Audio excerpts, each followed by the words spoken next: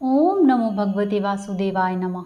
हिंदू नववर्ष की शुरुआत नवरात्रा की प्रतिपदा तिथि यानी कि चैत्र माह के शुक्ल पक्ष से होती है। चैत्र मास बहुत ही पवित्र मास माना जाता है। चैत्र मास के शुक्ल पक्ष में पड़ने वाली एकादशी हिंदू नववर्ष की पहली एकादशी होती है और उसे कामदा एकादशी या फिर फलदा एकादशी के नाम से भी जाना जाता है। यह एकादशी सभी प्रकार के कार्यों में सफलता दिलाती है। साथ ही इस एकादशी का व्रत करने से मनुष्य के सभी प्रकार के पाप कर्म नष्ट हो जाते हैं और साथ ही इस एकादशी का व्रत करने से बुरी योनियों से छुटकारा मिलता है और साधक को अच्छी योनि प्राप्त होती है।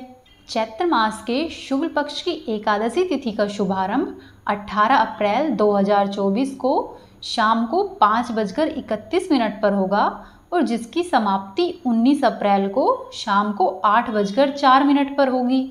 इसीलिए उदया तिथि के अनुसार इस बार कामदा एकादशी का व्रत 19 अप्रैल के दिन रखा जाएगा और 19 अप्रैल के दिन पूजा के लिए शुभ मुहूर्त सुबह के 5:51 से लेकर सुबह के 10:43 तक है।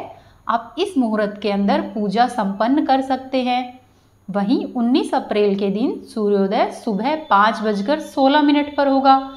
वहीं इस दिन सूर्यास्त शाम को 5:54 पर होगा।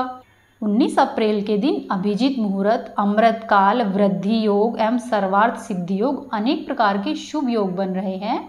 इस दिन अभिजीत मुहूर्त का समय सुबह 11:10 से लेकर दोपहर में 12:01 तक है।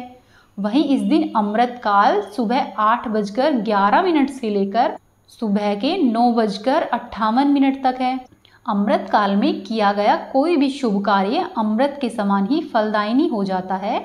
कामदा एकादशी के व्रत का पारण हम व्रत के अगले दिन यानी कि 20 अप्रैल के दिन सुबह के 5:50 से लेकर सुबह के 8:26 के बीच कर सकते हैं।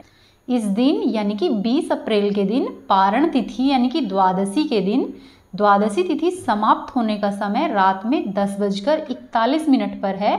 द्वादशी तिथि के दिन यदि आप पारण के समय में ही व्रत का पारण करते हैं तो इससे आपको व्रत का पूर्ण फल प्राप्त होता है।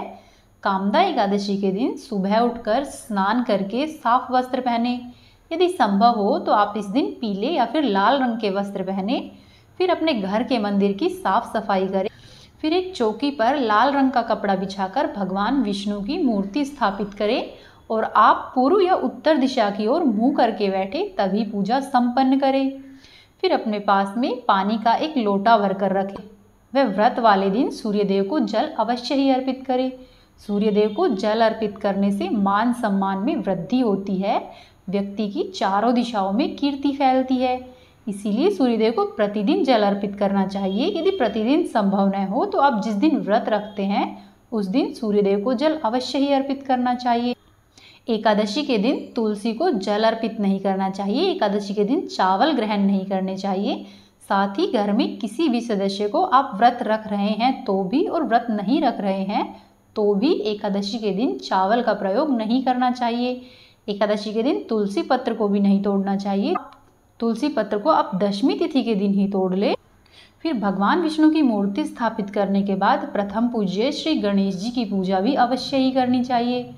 फिर इसके बाद भगवान विष्णु की मूर्ति को ओम नमः भगवते वासुदेवाय नमः इस मंत्र का उच्चारण करते हुए पंचामृत आदि से स्नान कराए। फिर इसके बाद वस्त्र, चंदन, जनेऊ, धूप दीप, तिल, ऋतु के फल, पान, नारियल आपकी जो भी सामर्थ्य हो या आप अपनी श्रद्धा के अनुसार आपने जो भी भगवान को अर्पित करने के लिए रखे हैं वो सब अर्पित करें। भगवान विष्णु को पीले रंग के पुष्प, पीले रंग का भोग अवश्य ही लगाए और भोग में तुलसी के पत्ते अवश्य ही डाले।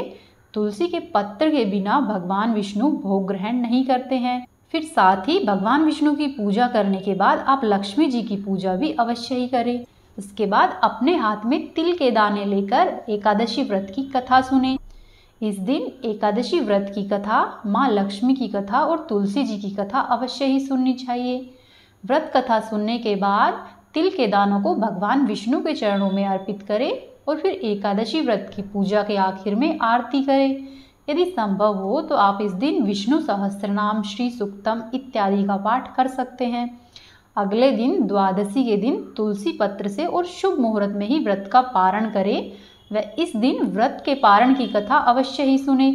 साथ ही इस दिन तुलसी जी की कथा भी अवश्य ही सुननी चाहिए और एकादशी के व्रत के दिन दान दक्षिणा जितना संभव हो उतनी करनी चाहिए। इस तरह से आप एकादशी का व्रत रख सकते हैं। कामदा एकादशी का व्रत रखने से मनुष्य को सभी प्रकार की समस्याओं से मुक्ति मिलती है और मनुष्य की जो इच्छा होती है वही फल प्राप्त होता है। पुत्र चाहने वाले साधक को पुत्र प्राप्त होता है, धन चाहने वाले मनुष्य को धन प्राप्त होता है, मान सम्मान चाहने वाले मनुष्य को मान सम्मान प्राप्त होता है। साथ ही धर्मशास्त्र के अनुसार जितना पुण्य हजारों वर्षों की तपस्या, दान और कन्यादान से मिलता है, उससे अधिक मात्रा में फल एकादशी का व्रत रखने से मिलता है। इसीलिए कामदा एकादशी को फलदा एकादशी भी कहा जाता है। ये थी आज की जानकारी। उम्मीद है आपको आज की जानकारी पसंद आई होगी। आपसे निवेदन है, यदि आपने अभी तक हमारे चैनल को सब्सक्राइब नहीं किया है तो चैनल को सब्सक्राइब कर ले और यदि आपको जानकारी अच्छी लगी तो वीडियो को अवश्य ही शेयर करें। वीडियो को लाइक करें और कमेंट बॉक्स में ओम नमो भगवते वासुदेवाय नमः अवश्य ही लिखें। जय श्री कृष्णा, राधे राधे। आपका दिन शुभ और मंगलमय हो।